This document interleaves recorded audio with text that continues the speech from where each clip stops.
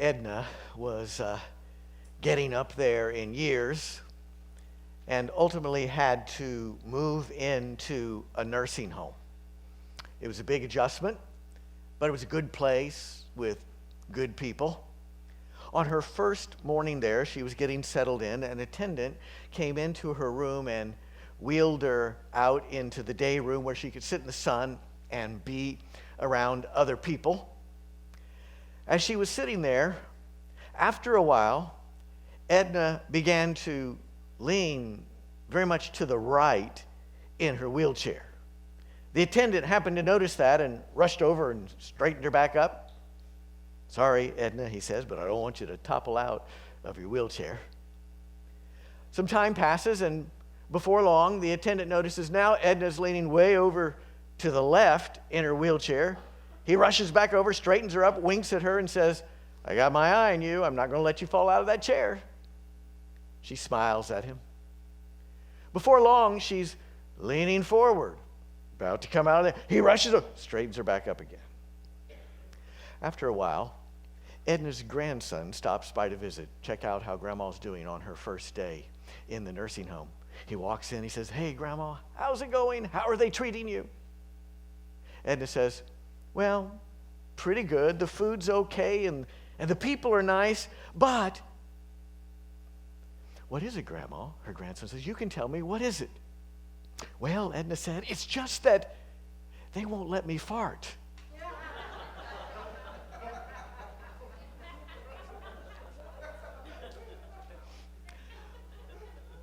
The moral of that story, if there is one, the moral of the story is you can be completely involved in a situation, as that attendant was, see all the signs, and still miss what's really going on.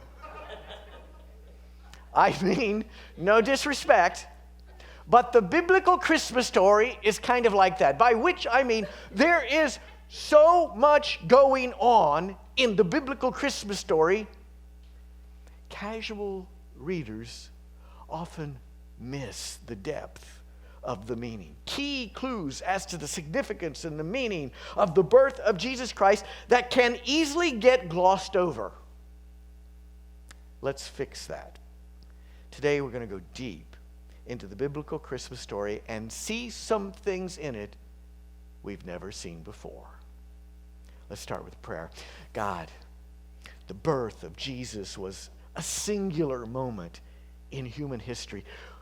We want to understand fully what you want to teach us from that first Christmas. Open our eyes to see. Open our hearts to understand. We ask in the name of Jesus. Amen. Mateo was living a quiet life, working as an accountant in Honduras, until one day a powerful local gang approached him. They demanded money in exchange for protection. Mateo knew that the government was too weak to protect him from this gang. He also knew that if he refused them, he would become a target. They would make an example of him, maybe even kill him. Mateo didn't want to lose his life there in Honduras. It's all he'd ever known. His home, his career, his extended family, his beloved dog Bruno. So he paid them. Over time, their demands escalated. Before long, they were demanding that he give them sensitive financial information about his clients. That was a line he was unwilling to cross. "No," he told them. He came home one night, and they were there. Several gang members had invaded his home waiting for him. Again, they demanded the sensitive information about his clients. Again, he refused. They beat him mercifully. He says, "I thought I was going to die." Eventually, he cried out and said, Okay, I want to help you. I'm going to help you." Then when they got distracted, he ran for it. With just the clothes on his back and the wallet in his pocket, barefoot, he runs out into the street, runs as far as he can. Several hours later, he ends up at the airport. Using his credit card, he buys a plane ticket. He says, as I was sitting in the plane, in my seat on the plane, waiting for it to take off, tears were streaming down my face because I realized I had now lost everything. My home, my career, my family, my beloved dog, everything was suddenly ripped away from me. He says, I prayed and said, God, you are all I have left. What's going to happen to me?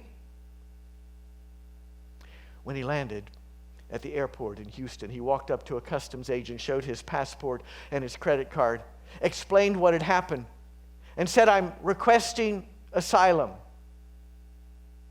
And then he held his breath and waited and hoped.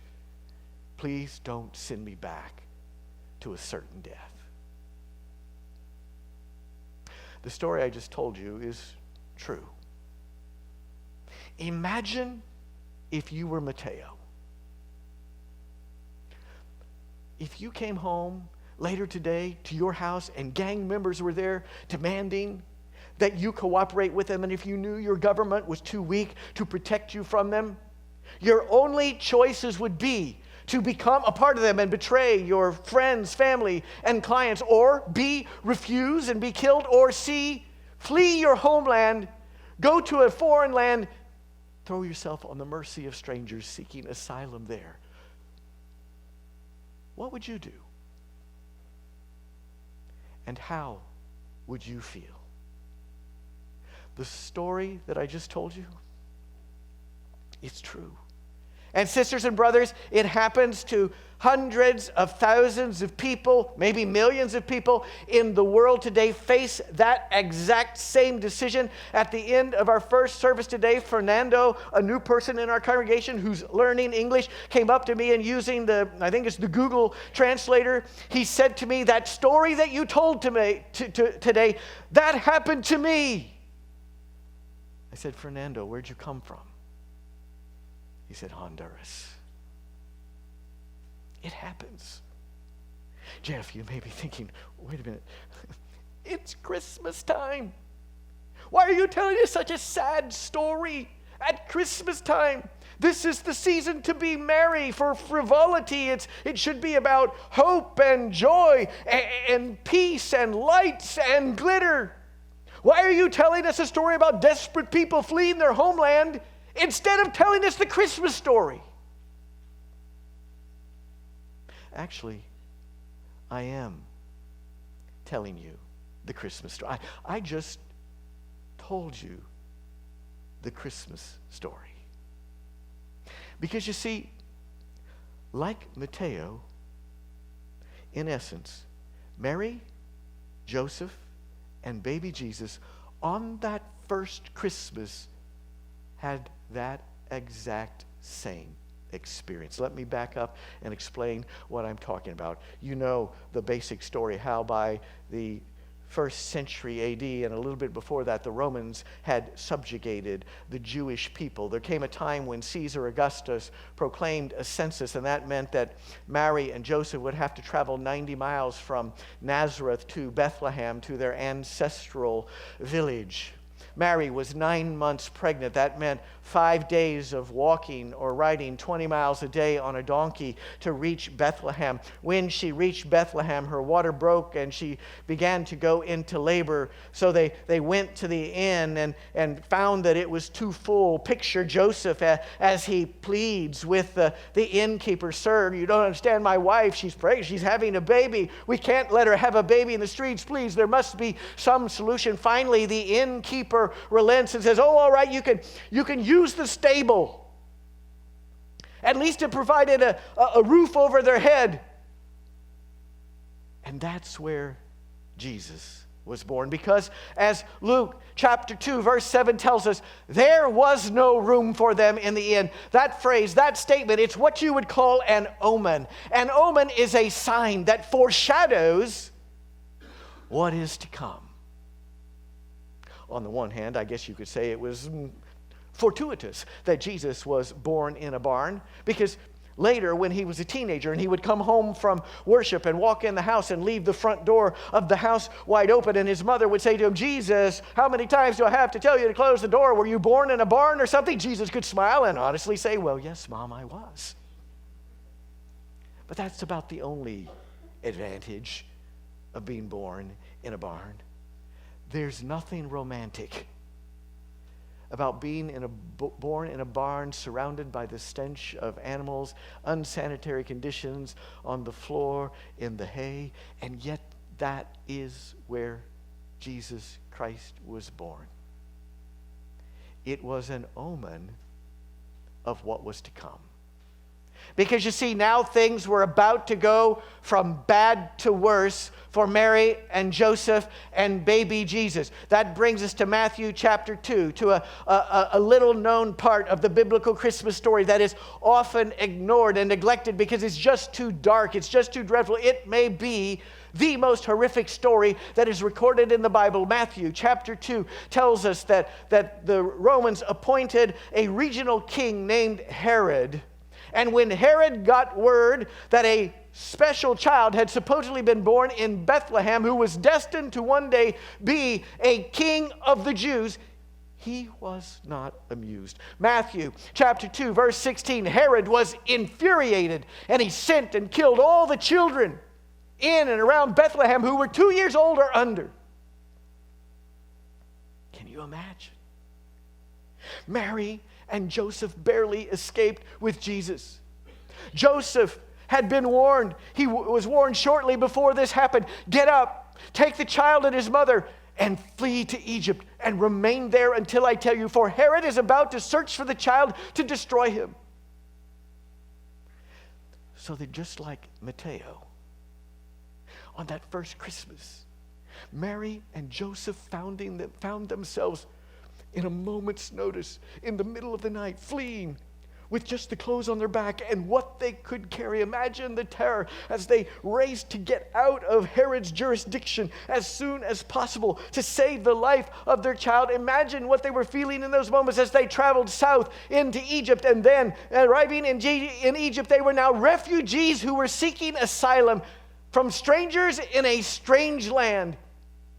We don't know a lot about what happened to them there in Egypt, but it's not difficult to imagine. I picture in my mind's eye Joseph approaching a landlord seeking to rent a room and saying to him, look, listen, I don't have money, but I've got some frankincense and myrrh, and as soon as I can sell it, I promise I'll pay you in full. And in my mind's eye, I picture the landlord saying to Joseph, go back to where you came from. We don't need any Jews around here. In my mind's eye, I picture Joseph going to the owner of a carpenter shop and saying to him, look, I'm a carpenter, an experienced carpenter, and I've got a wife and a brand new baby, and we had to flee our homeland.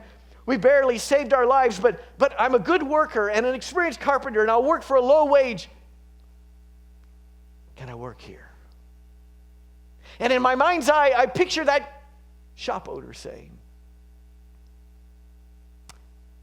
okay, Joseph, I'll give you a try. Don't disappoint me. No, sir, I won't. And Joseph races back to Mary and says, I got a job. And Mary weeps for joy and looks down at her little baby and says, Jesus, I think we're going to make it now. I think it's going to be okay.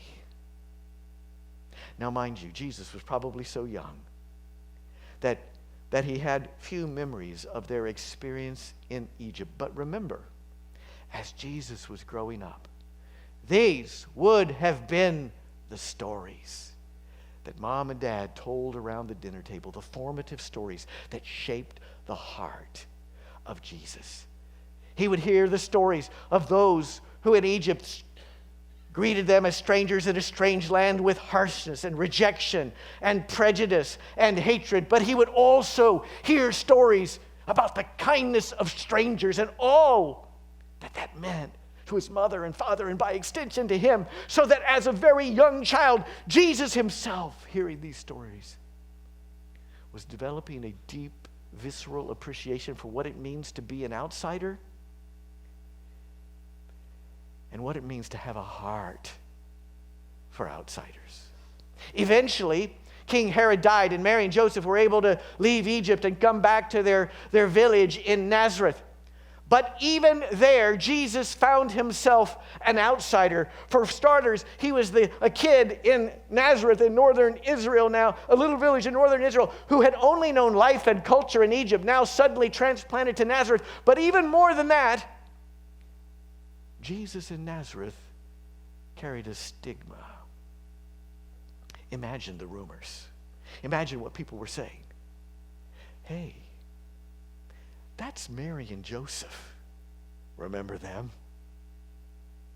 Remember, Mary became pregnant before she was married to Joseph. She said it was a miraculous conception. Yeah, right. And then conveniently, they had to go to Bethlehem to register for this. Well, they're back. See that kid over there? His name is Jesus. That's her bastard child. And in that time, in that culture, being a child born out of wedlock was a real stigma. So that even when Jesus was in Nazareth, he was the odd kid out. The one that didn't just quite fit. Do you know what it feels like not to fit? I do. I know it'll be kind of hard for you to imagine, but when I was a kid, I was kind of weird. Okay, when I was a kid, I was really weird. Here's a picture of me when I was a kid with my sisters and some of my cousins. Can you picture out which one of these in this picture is me? Somebody call out, which one am I in this picture? Upper left? No. Nice try. Bottom right. That's me. Notice the expression on my face. Here's a close-up of that expression. Like I said, when I was a kid, I was, well, a weird, strange child. My family lived way out in the countryside in Indiana. It was me and my two sisters, and so if we were going to play, we'd have to play together. That meant I'd have to play with my two sisters. My two sisters often liked to play dress-up with hand-me-down clothes that we had, and so I wanted to be part of it. I wanted to participate too, and so there was this little pink pleated polka-dotted miniskirt that had an elastic band waist that I would pull on over my pants, and now I was dressed up with them, and we could all participate together. It made me feel like I belonged. Like I said, I was a strange child. I've told some of you before a story about a huge formative experience when I was a kid. I was about 7 years old, and my family was hosting a weenie roast out in the backyard. My aunt and uncle, some of my cousins were there.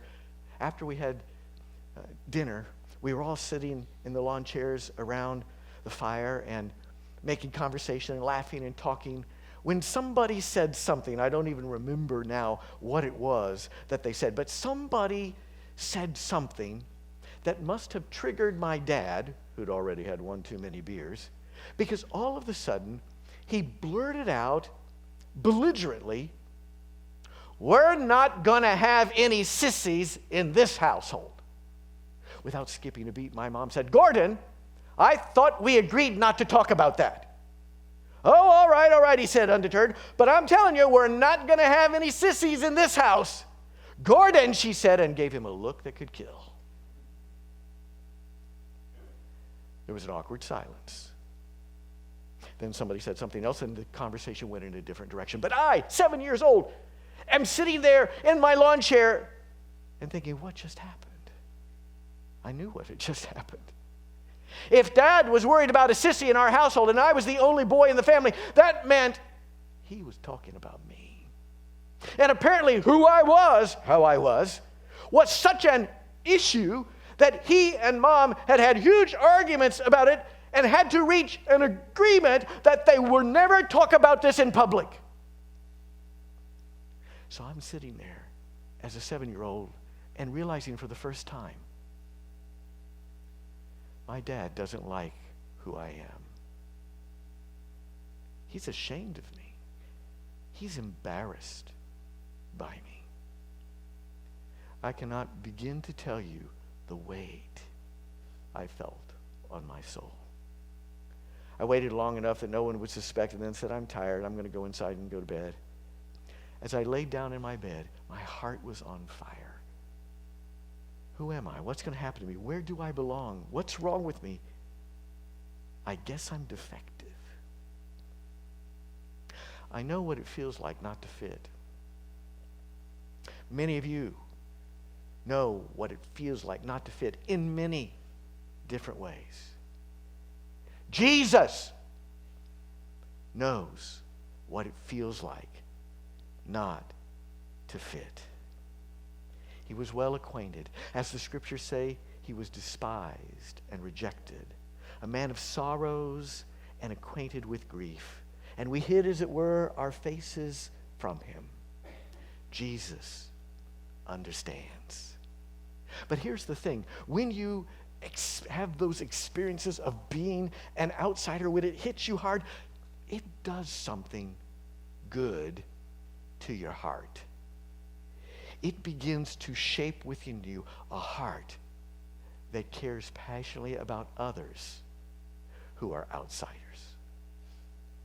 Back in the 1950s, a little boy was riding his bicycle down a country road when he sees a handmade sign that says, "Free puppies available." So he walks up that long driveway to the farmhouse where the farmer's sitting on the front porch. He says to the farmer, "Hey, mister, I'd like to see those pups." So the farmer gives a whistle and a call, and before long, the mama dog's walking around the corner with several bouncing, playful puppies following behind her. The little boy sits down on the ground and plays with the puppies for a while, gets to know each of them. Then he picks up one of them, looks at the farmer, and says, "This is the one I want." The farmer says to him, "Oh, son, you don't want that one. Didn't you notice she has a bum leg? She'll never be able to keep up with you, run and play like you want her to." The little boy said, "No, sir, this is the one I want." And then he leaned over, the little boy did, and pulled up his pant leg far enough to reveal a steel brace. Polio had left its mark. The little boy looked that farmer in the eye and said to him, "This is the one I want. She'll need someone who understands."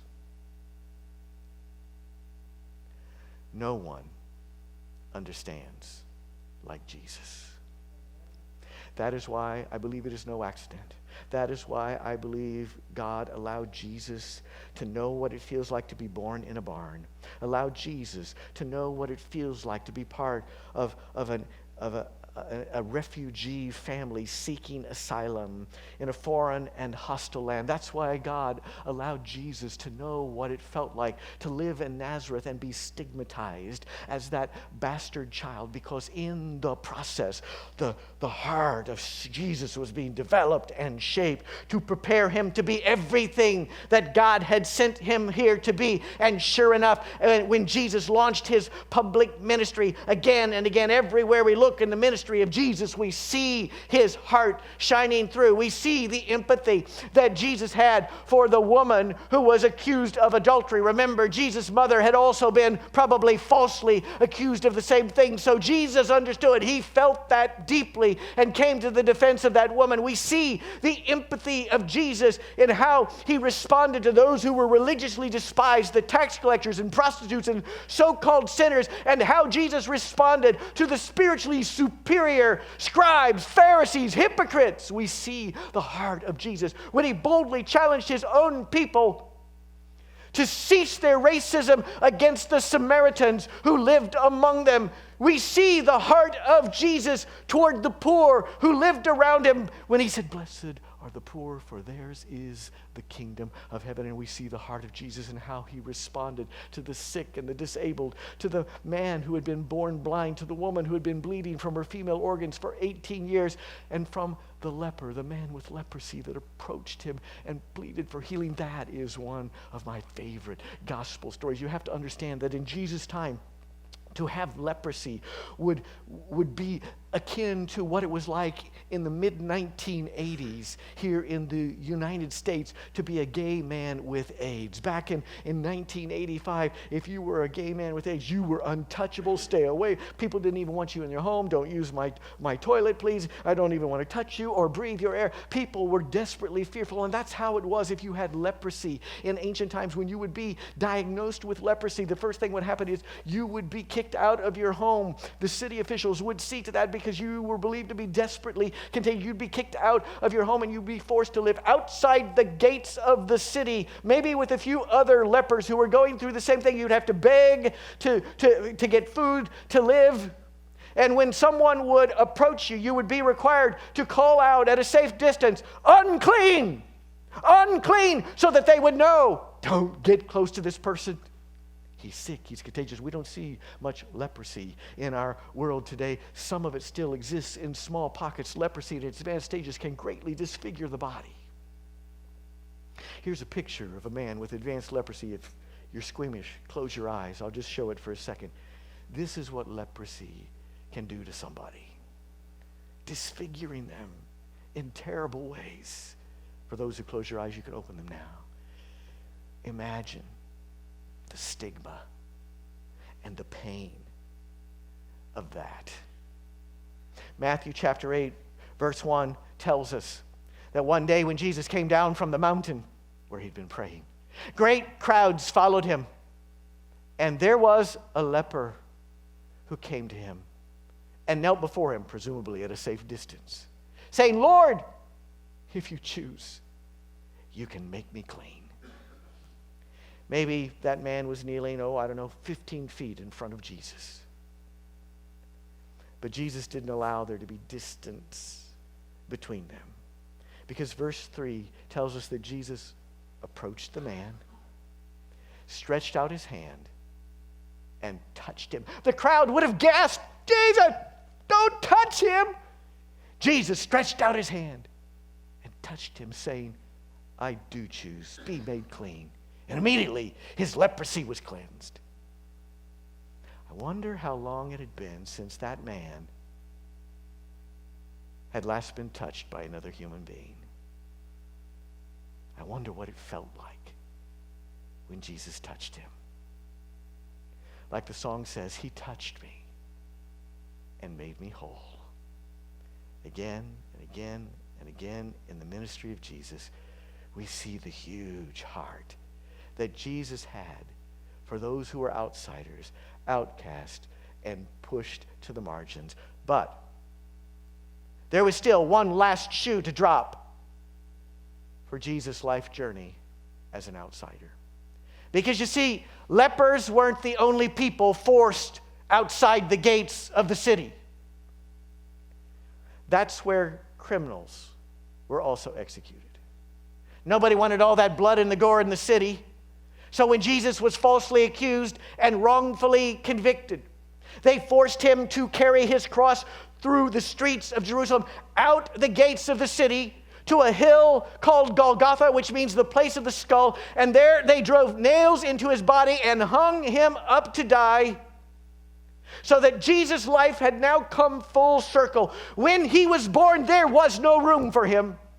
And now in his death, there was no room for him. His own people had shouted out, "Crucify him! We have no king but Caesar. We will not have this man rule over us. Away with him!"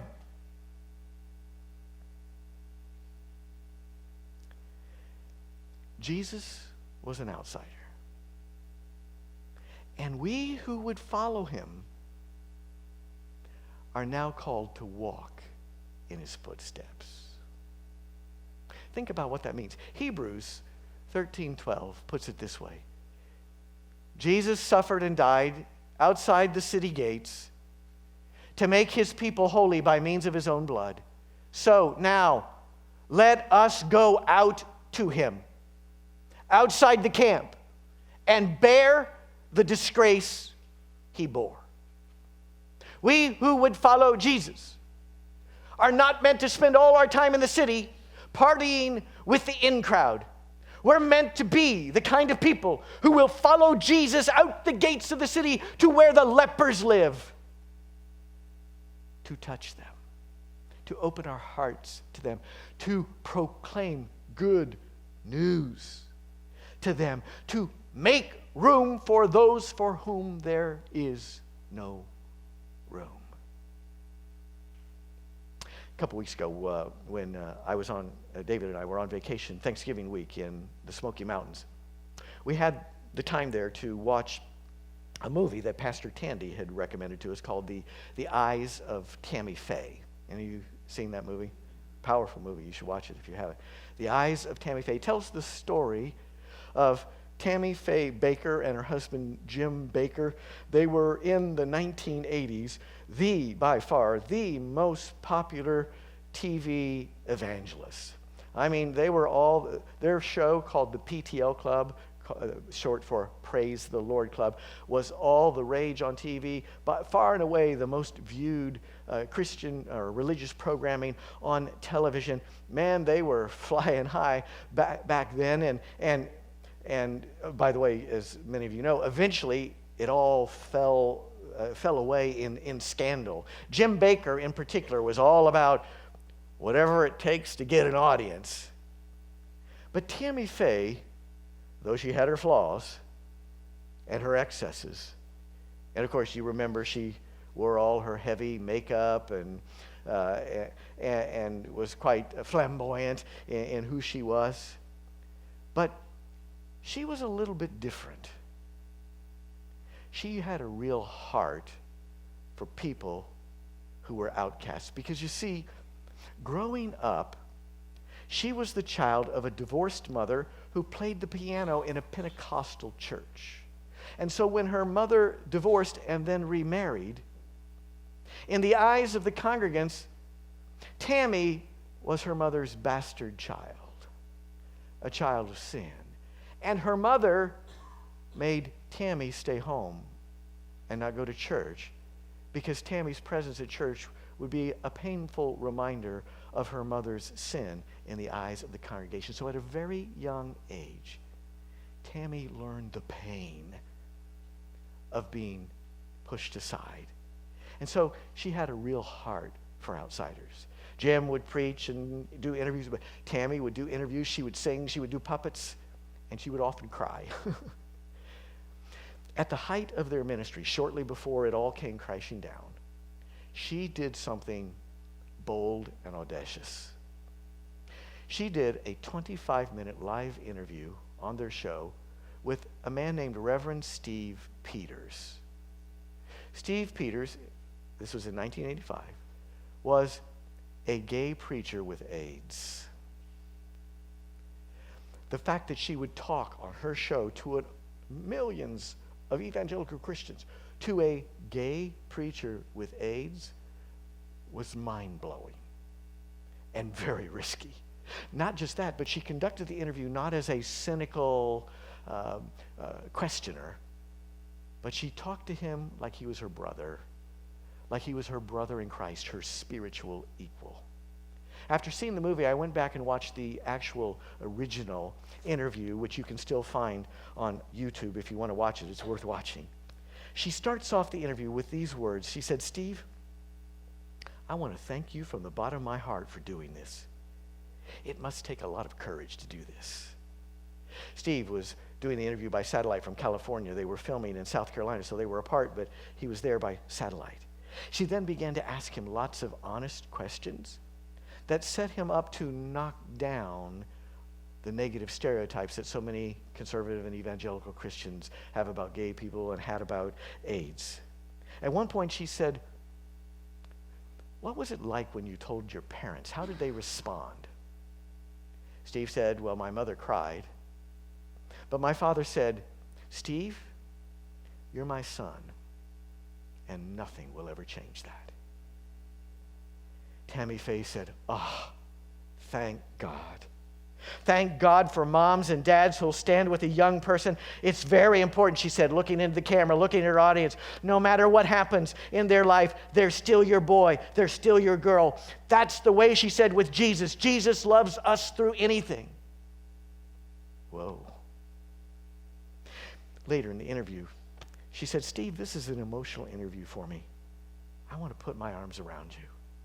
When I finally see you in person, she said, I'm going to give you a big hug.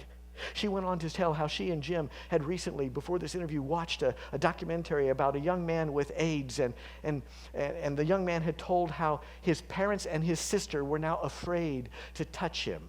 The interviewer asked the young man, what is it that makes you most sad? The young man, Tammy said, responded, to think that I might never again have a hug. Tammy began to weep. She said, looking at her audience, how sad that we Christians, who are called to be the salt of the earth and to love everyone, are afraid so much of aged patients that we'll not go up to them and put our arms around them and tell them that we care.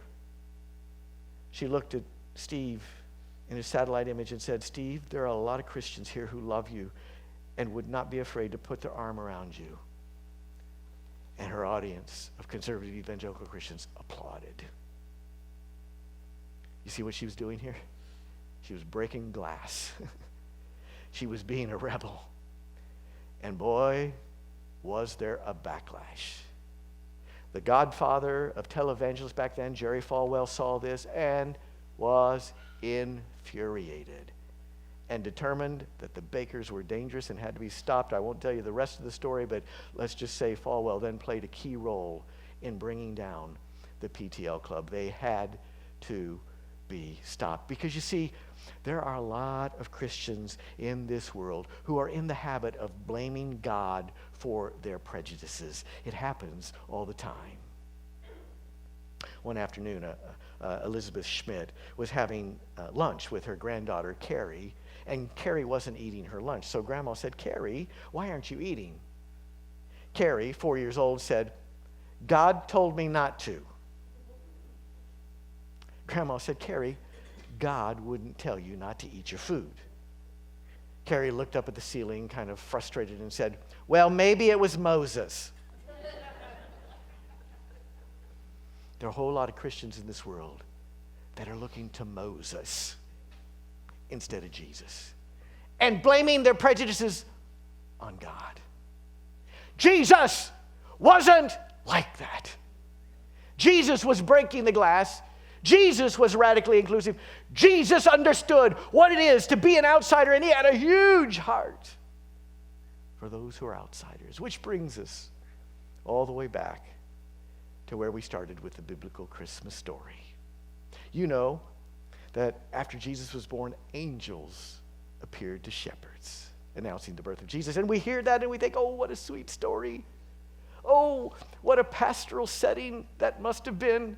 Oh, that's just so quaint. And in so doing, we are missing a critically important clue in the biblical Christmas story. You see, in early Old Testament times, shepherds were held in high esteem. King David had been a shepherd, and King David wrote, "The Lord is my shepherd." But hundreds of years later, when Jesus was alive, the world had changed. Population had exploded. There were cities dotting the land everywhere, and farming had become the most common occupation. Farmers raising crops on fixed plots of land without, in that ancient world, fences around their crops. So by this time, nomadic shepherds who would come through with their flocks of sheep would trespass on farmers' property, and their sheep would trample the crops of farmers.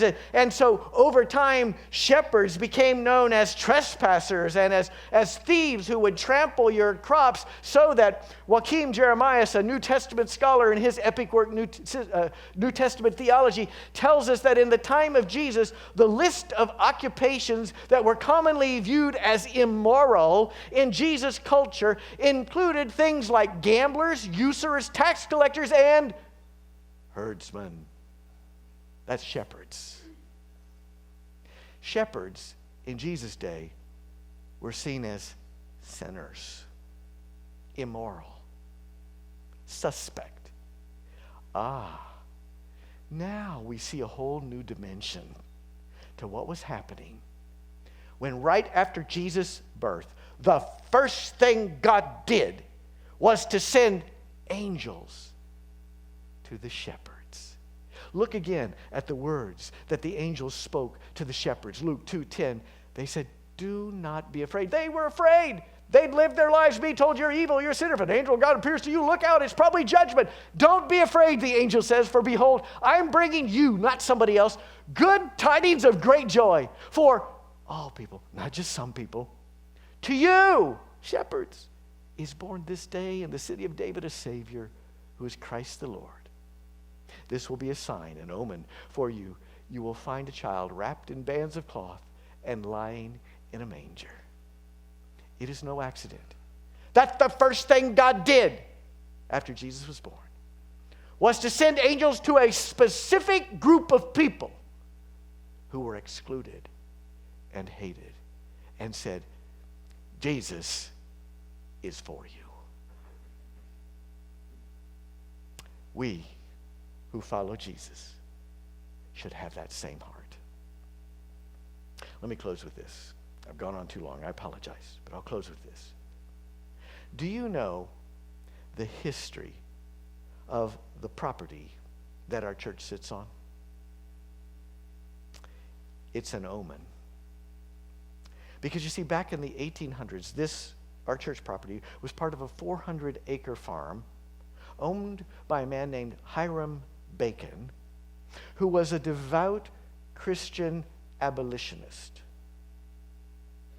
And this farm, this property upon which our church sits now, in the 1800s, was a station on the Underground Railroad. So that African Americans fleeing slavery in the South would make it to Cincinnati, and from Cincinnati they had to get to Indianapolis, so they ultimately get to Chicago and further north where it would be safer. And this property was a way station on the Underground Railroad. Picture escaped slaves arriving at this property and knowing it was safe space, a place of refuge where they would be nurtured, where they would be fed, where they could hide and renew themselves until they were ready to continue the journey. When I'm out walking my dogs during the week across this property, I find myself trying to imagine what it was like for someone to be hiding in the fence row out back and almost home to safety. This property was once part of the Underground Railroad. I think it is no accident that God chose to put this church on this property at this time. It's an omen. It's a sign of who we are supposed to be. Back in the day when this church was first founded, the early 1990s, before my time, before probably Duty was here, but none of the rest of us were here back then. And I don't mean to date her. She's younger than I am, but she was here back then. But we weren't. Back in the day when this church first started, people wouldn't put their last name in the church bulletin for fear that it might be leaked to someone else and they might lose their job or something worse. That she might be kicked out of the army or something worse. But people knew that this was safe space because this church was founded as a church of refuge in the early 1990s for LGBTQ people who were fleeing persecution in other churches and knew that here they would be safe, and here they could find renewal, and here they could find liberty in Jesus Christ. That's who we were as a church. You might say we were an Underground Railroad church. And that's who we still are. And that's who we will always be. It's in our DNA. It's who we are. This is a church for shepherds and lepers and refugees and LGBTQ people and straight people who haven't fit in other churches because, like Tammy Faye, they believe churches should be places where all people are loved. This is a church where people who have been despised and rejected come and are welcome, and where people who've not been despised and rejected but feel called by Jesus to follow him outside the gates of the city and stand with those who have been despised and rejected, that's where they come. Good tidings of great joy for all people. You see, Christmas is not about the past. It's not just about the past. It's about now and who we're supposed to be now. When you allow Jesus to be born in your heart, you acquire the heart of Jesus. So in this season of Christmas, let's make room in our lives, in our hearts, in our church, in our social circles, in our politics. Let's make room for those who've been pushed aside. Let the miracle of Christmas continue in us.